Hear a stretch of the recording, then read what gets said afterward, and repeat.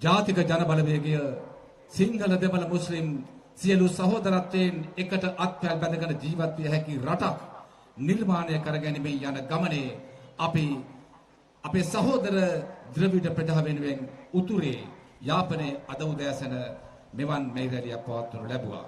මේ අපේ ඓතිහාසික අනබිබවනීය මෙයිරැලිය නියෝජනය කරන සිංහල දෙමළ අපේ සහෝදරත්වයේ වෙනුවෙන් ආමන්ත්‍රණය කරන්නට මාදරෙන් ආරාධනා කරනවා.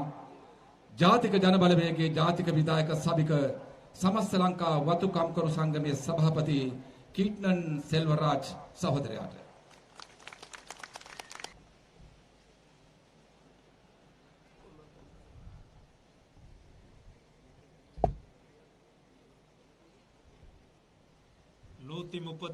வது உலக தொழிலாளர் தினத்தை ஒட்டுமொத்த உலக தொழிலாளர்களும் பாட்டாளி வர்க்கமும் உலகத்தில் உள்ள உழைக்கும் வர்க்கமும் உலக ரீதியாக கொண்டாடி கொண்டிருக்கின்ற போராட்டத்தில் இலங்கையின் திருநாட்டிலே இந்த 134வது தொழிலாளர் தினத்தை வடக்கில் யாழ்ப்பாணத்திலும் அனுராதபுரத்திலும் மற்றும் கொழும்பிலும் கொண்டாடி கொண்டிருக்கின்ற நேரத்தில் தோழர் அனுரகுமார திசாநாயக்கவின் தலைமையிலும் மக்கள் விடுதலை முன்னணியின் பிரதான செயலாளர் தோழர் டில்வின் சில்வா அவர்களின் தலைமையிலும் மாத்தரையின் இந்த கடற்கரை மைதானத்தில் பாட்டாளி வர்க்கத்தை அணிதிரட்டி மிகவும் உணர்ச்சி பூர்வமாகவும் உற்சாகமாகவும் மிகவும் உணர்வுபூர்வமாகவும் கொண்டாடப்படுகின்ற இந்த செம்மே தின கூட்டத்தில்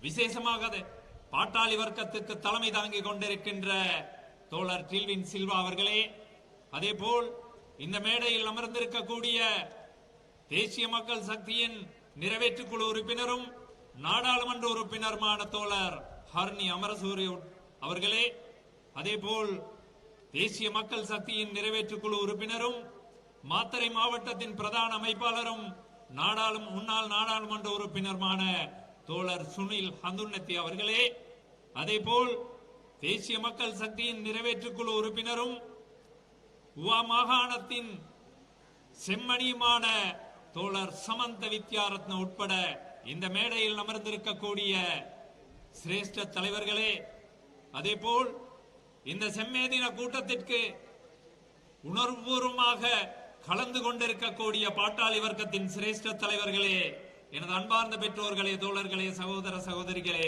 உங்கள் அனைவருக்கும் எனது பணிவான வணக்கத்தை தெரிவித்துக் கொள்கின்றேன். நாம் அனைவருக்கும் தெரியும், இன்று 134வது சர்வதேச பாட்டாளி வர்க்கத்தின் தினம் உலகளாவிய ரீதியில் அனுஷ்டித்துக் கொண்டிருக்கின்ற பொழுது இலங்கையிலே தேசிய மக்கள் சக்தியின் தலைமையில் முழு நாட்டிலும் செம்மே தின கூட்டம் மிகவும் உணர்வு பூர்வமாக கொண்டாடுவதை இன்றிருக்கக்கூடிய ஆட்சியாளர்களால் ஜீரணிக்க முடியாமல் இருக்கின்றது. அவ்வாறான நேரத்தில் இன்று தேசிய மக்கள் சக்தியினோடு உலகளாவிய ரீதியாக அனைத்து மதங்களையும் சார்ந்த அனைத்து இனங்களையும் சார்ந்த அதே போல் இலங்கையில் வாழுகின்ற தமிழ் சிங்கள முஸ்லிம் பேகர் மலே அனைத்து மக்களும் அணிதிரண்டிருப்பது இந்த நாட்டின் மறுமலர்ச்சிக்கான காலம், இந்த நாட்டின் புதிய ஆட்சி உதயத்திற்கான காலம், இந்த நாட்டை மீளமைப்பதற்கான காலம். எனது அன்பார்ந்த பெற்றோர்களே, அந்த வகையிலே தான் இன்று உலக தொழிலாளர்களால் அனுஷ்டிக்கப்படுகின்ற இந்த சிரேஷ்ட மே தினம், அதாவது தேசிய மக்கள் சக்தியின் தலைமையில் முன்னெடுக்கப்படுகின்றது இலங்கை திருநாட்டிலே.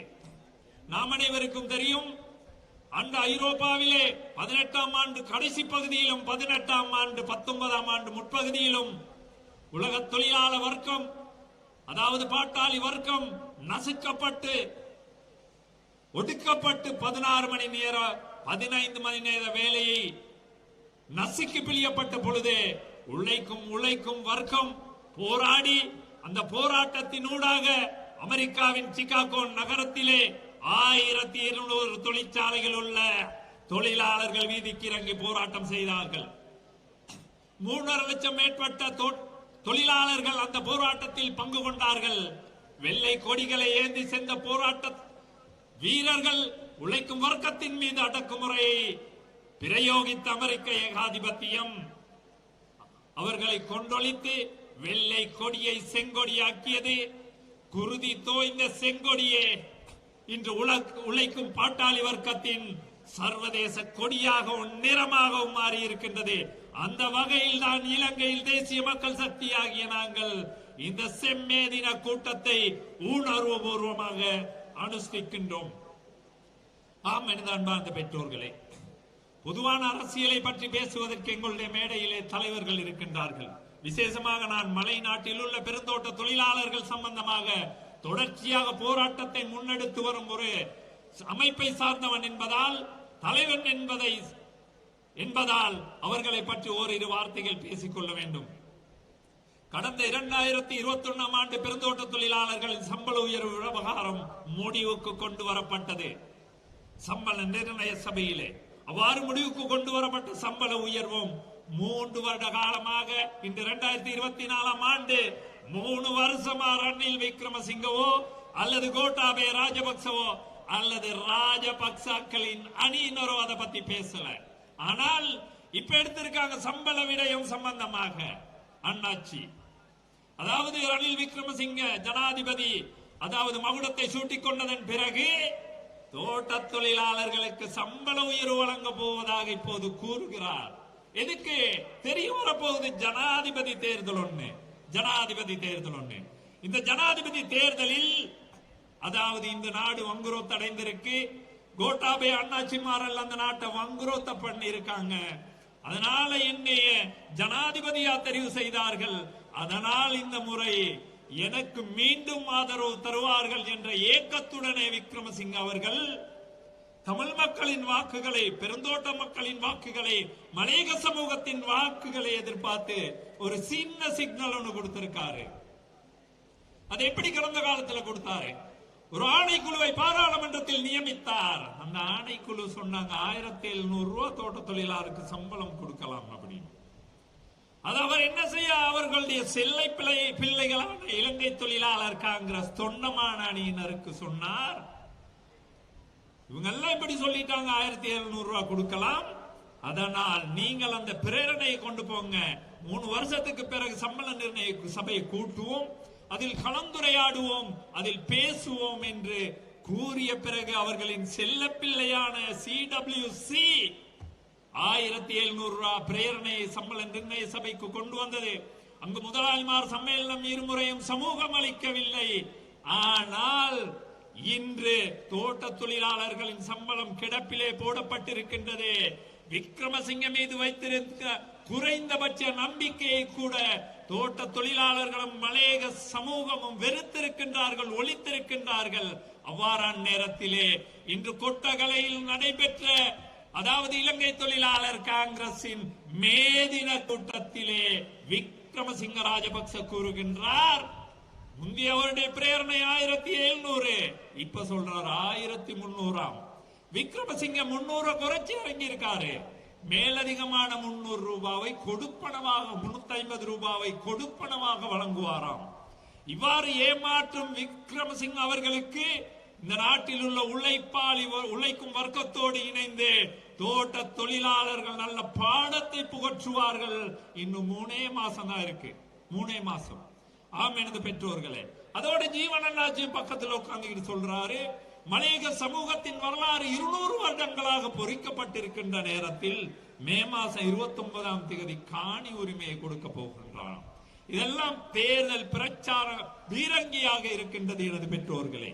அவ்வாறான நேரத்தில் தான் தேசிய மக்கள் சக்தியாகிய நாங்கள் கூறுகின்றோம், இந்த நாட்டில் உள்ள உழைக்கும் வர்க்கமாக 157 வருடமாக நாட்கூலிகளாக இருக்கின்ற தோட்ட தொழிலாளர்களுக்கு தேசிய மக்கள் சக்தியின் அரசாங்கத்தில் மாத சம்பளம் பெற்றுக் கொடுக்கப்படும், காணி உரிமை வழங்கப்படும். இந்த நாட்டில் உள்ள சகல சமூகத்திற்கும் கிடைக்கும் அனைத்து சலுகையும் உரிமையும் அனைத்து சமூகத்திற்கு சமமான ஒரு சமூகமாக அங்கீகரிக்கப்படும் என அன்பார்ந்த பெற்றோர்களே, அங்கீகரிக்கப்படும். அவ்வாறான நேரத்தில் தான் தேசிய மக்கள் சக்தியாகிய நாங்கள் இந்த மே தின கூட்டத்திலே அதாவது உழைக்கும் வர்க்கத்திற்கு அறைகூவல் விடுக்கின்றோம். தோட்ட தொழிலாளர்கள் தங்களுடைய பிரச்சனைகளை இனி தனித்து தீர்த்துக் கொள்ள முடியாது. ஒட்டுமொத்த உழைக்கும் வர்க்கத்தோடு அணிதிரள வேண்டும். புகையிரத ஊழியர்கள், துறைமுக ஊழியர்கள், போக்குவரத்து சபை ஊழியர்கள், பெருந்தோட்டத்துறை சார்ந்தவர்கள், விவசாய சங்கத்தை சார்ந்தவர்கள், ஆசிரியர் சங்கம், இவை அனைத்தோடும் ஒன்று கலந்து தேசிய விடுதலை போராட்டத்தினூடாக எதிர்காலத்தில் இந்த நாட்டில் தோட்ட தொழிலாளர்களையும் மலையக சமூகத்தையும் தமிழ் மக்களையும் ஏமாற்றிய இந்த அதாவது இந்த நாட்டை ஆண்டு குட்டிச்சுவராக்கிய பிற்போக்குவாத தலைமை ஆட்சியாளர்களுக்கு பாடத்தை புகட்ட வேண்டும். அதன் ஒரு கட்டமாகவே எதிர்வரும் ஜனாதிபதி தேர்தலில் தோழர் ரணுரகுமார திசாநாயக்க களம் இறங்குவதற்கு தயாராக இருக்கின்ற நேரத்தில் எதிர்வரும் ஜனாதிபதி தேர்தலில் ஒரே தெரிவு, இந்த நாட்டு மக்களின் தெரிவு, பெருந்தோட்ட தொழிலாளர்களின் தெரிவு, நாட்டில் உள்ள உழைக்கும் வர்க்கத்தின் ஒரே தெளிவு தோழர் ரணுரகுமார திசாநாயக்கவே மட்டுமே ஆகும். எனவே எனது அன்பார்ந்த பெற்றோர்களே, தோழர்களே, சகோதர சகோதரிகளே, இந்த நாட்டின் மறுமலர்ச்சியை ஏற்படுத்துவதற்கும் இந்த நாட்டில் உள்ள உழைக்கும் வர்க்கத்தின் உண்மையான விடுதலையை ஏற்படுத்துவதற்கும் இருக்கும் ஒரே அமைப்பு, ஒரே உழைக்கும் வர்க்கத்தின் அமைப்பு, ஒரே சமூகத்தின் அமைப்பு தேசிய மக்கள் சக்தியாகும். எனவே இந்த நாட்டில் உள்ள மக்கள் தேசிய மக்கள் சக்தியோடு அணிதிரளுவீர்கள் என கேட்டுக்கொண்டு உங்களிடமிருந்து விடைபெறுகின்றேன். நன்றி, வணக்கம்.